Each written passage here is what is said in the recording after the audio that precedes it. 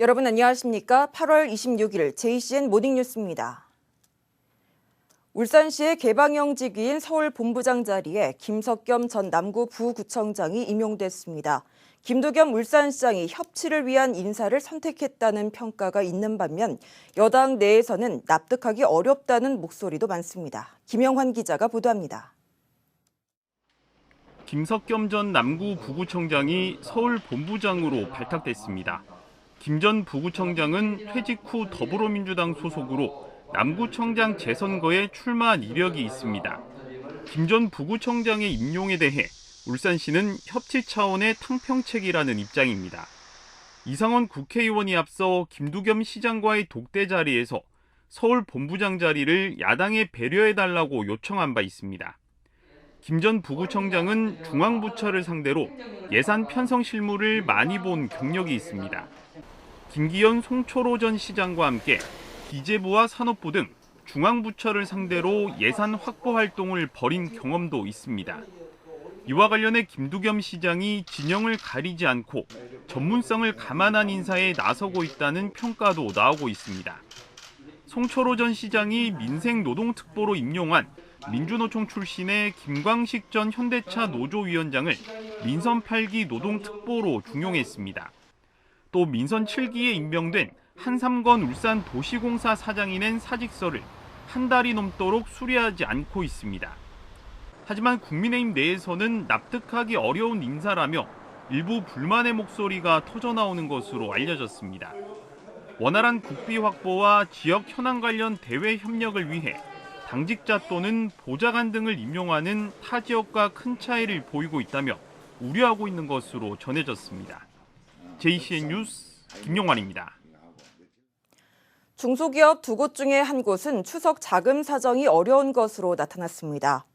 중소기업 중앙회 부산-울산지역본부가 부산과 울산 지역 중소기업을 대상으로 추석 자금 수요 조사를 실시한 결과 응답 기업의 절반이 넘는 53.8%가 추석 자금 사정이 곤란하다고 응답했습니다.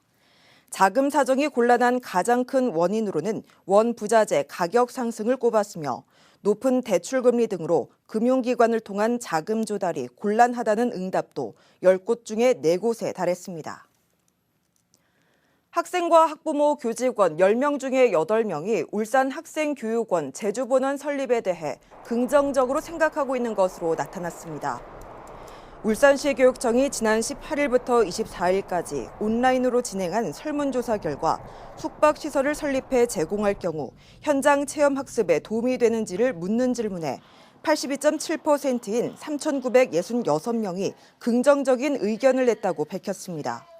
이번 설문조사에는 4,796명이 참여했습니다. 교육청은 학생교육원 제주본원 설립 시 다양한 학생의 체험학습과 교원 연수 등을 위한 장소로 활용할 계획이라고 밝혔습니다. 북구청은 신천동 골프 연습장 건립과 관련해 어제 열린 도시계획 분과위원회 심의에서 재심의하기로 결정했습니다. 북구청의 이 같은 결정은 최근 신천동 골프 연습장 건립 계획과 관련해 인근 주민들이 소음과 빛 공해 등을 이유로 집단 반대 운동에 나서자 사업자와 주민들 간의 의견차를 좁히기 위한 것입니다. 현재 사업자 측에서는 골프 연습장 건설과 관련해 이미 16개 부서에서 높이 기준, 소음 등에 대한 기준을 통과했고 법적인 문제도 없다는 입장을 보여 주민들과 갈등을 빚고 있습니다. 수년간에 걸쳐 대기 오염 물질의 배출 농도를 조작해온 대기업과 측정 대행업체 임직원 등 14명에게 무더기로 징역형과 벌금형이 내려졌습니다. 울산지법 박정홍 판사는 대기환경보전법 위반 등의 혐의로 기소된 대기업과 대기 측정 대행업체 임직원 8명에게 징역형의 집행유예를 선고하고 측정 대행업체 2곳과 직원 2명에게 최고 500만 원의 벌금형을, 대기업 법인 2곳에 각각 벌금 5천만 원을 선고했습니다. 기업 임원이나 환경 담당 직원인 이들은 측정 업체와 짜고 3년 넘게 수백 차례에 걸쳐 대기 오염물질 배출 기록을 조작한 혐의로 기소됐습니다. 직원을 성추행하고 폭행한 혐의를 받고 있는 전 울산 동구 체육회장에게 벌금형이 선고됐습니다. 울산지법 이현일 판사는 성폭력 범죄 처벌 등에 관한 특례법 위반 혐의 등으로 기소된 전 울산동구 체육회장 A씨에게 벌금 500만 원을 선고하고 40시간의 성폭력 예방 프로그램 이수를 명령했습니다. A씨는 노래방 회식 자리 등에서 여직원을 3차례 추행하고 자신의 말을 잘 듣지 않는다는 이유로 체육회 수영 강사를 폭행한 혐의를 받고 있습니다. 앞서 고용노동부는 A씨에게 300만 원의 과태료를 부과했으며 A씨는 이 사건으로 해임됐습니다. 울산에서 2년 6개월 만에 인플루엔자 바이러스가 검출됐습니다. 울산시 보건환경연구원은 지난 22일과 23일 지역 내 병원 2곳을 방문한 호흡기 질환자의 검체 10건을 조사한 결과 인플루엔자 A형 2건이 검출됐다고 밝혔습니다. 인플루엔자 바이러스는 38도 이상의 고열과 마른 기침, 인후통과 두통, 근육통 등의 증상이 나타나고 중이염이나 폐렴 등 합병증을 일으킬 수 있습니다. 코로나19 유행 이후 울산 시민들은 의료 서비스 개선과 공공병원 등의 의료시설 확충을 원하는 것으로 나타났습니다. 울산시의 사회조사 분석 결과 51.8%가 의료 서비스 개선과 시설 확충을 원한다고 답변했고, 이어 환경과 기업 유치, 일자리 창출, 사회복지 순을 보였습니다. 코로나19로 달라진 일상생활을 묻는 조사에서는 감소 분야에서 모임이 가장 높았고 다음으로 여가, 종교활동 순을 보였으며 증가 분야에서는 위생과 건강이 가장 높았고 이어 비대면 서비스, 디지털 기기 사용 순으로 나타났습니다. 어젯밤 중구 성안동의 한 빌라에서 화재가 발생했습니다. 아내와 다투다가 홧김에 불을 지른 40대 A씨는 병원으로 이송됐으나 끝내 숨졌습니다. 김나래 기자입니다. 좁은 골목으로 소방차 여러 대가 도착합니다. 그 후 빌라 안에 있던 주민들이 빠져나오고 소방대원들은 급히 응급처치를 합니다. 밤 10시 24분쯤 중구 성안동의 한 빌라에서 불이 났습니다. 불은 6층짜리 건물 중 3층에서 시작됐으며 화재가 발생한 지 30여 분 만인 11시쯤 모두 꺼졌습니다. 펑 소리와 함께 주방에서 시작된 불은 빠르게 번지며 집안 내부를 시커멓게 만들었습니다. 폭발음이 들리자 소리에 놀란 인근 주민들의 신고도 빗발쳤습니다. 폭발하는 소리 들리자마자 제가 바로 112 신고하고, 이제 와이프랑 데리고 내려오니까 여기 이제 아줌마랑 아들이 내려오더라고요. 이제 화상도 있고.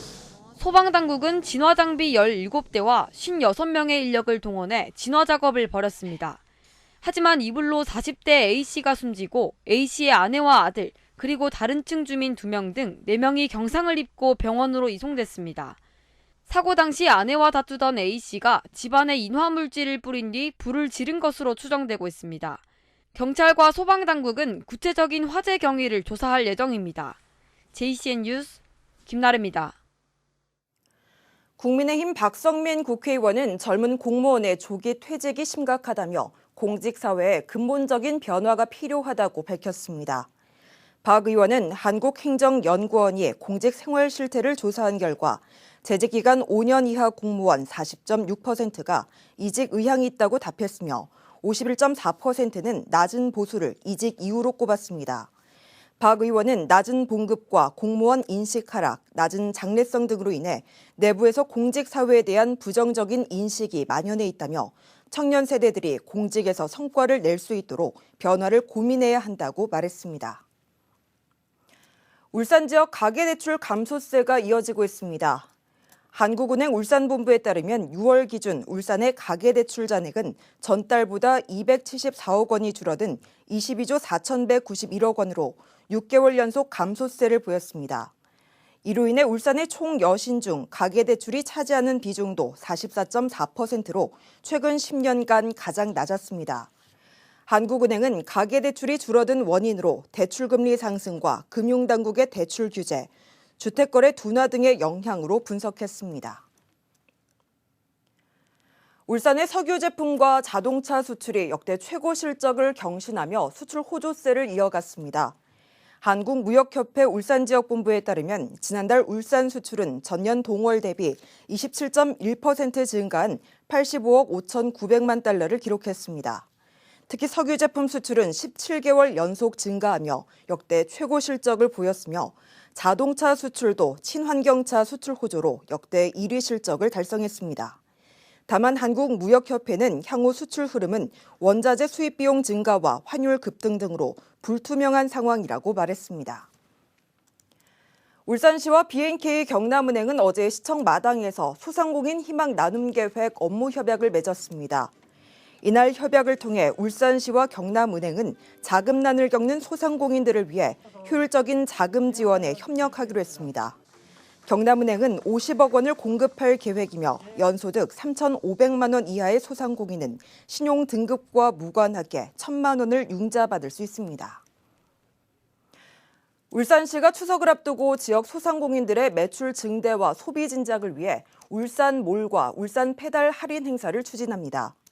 울산몰은 9월 1일부터 7일까지 첫 구매 지원 할인과 3만 원 한도에서 20% 할인 쿠폰 지급, 매일 한 개 상품의 50% 할인 행사를 진행합니다.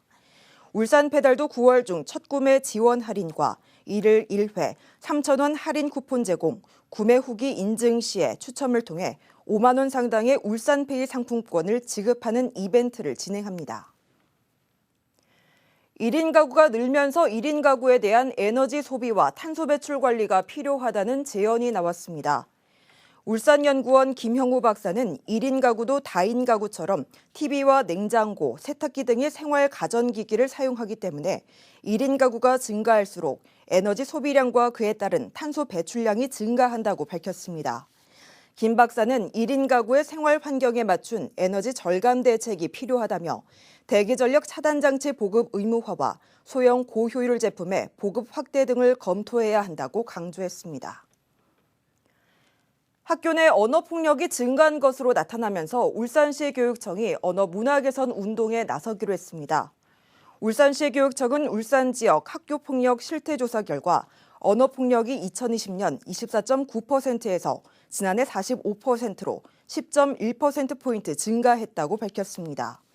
이에 따라 교육청은 학생과 교사, 보호자가 평소 상대방에게 듣고 싶었던 말을 조사해 결과를 영상으로 만들어 학교 현장에 전달하고 교육청 유튜브에도 올릴 계획입니다. JCN 모닝뉴스를 마칩니다. 함께해 주신 여러분 고맙습니다.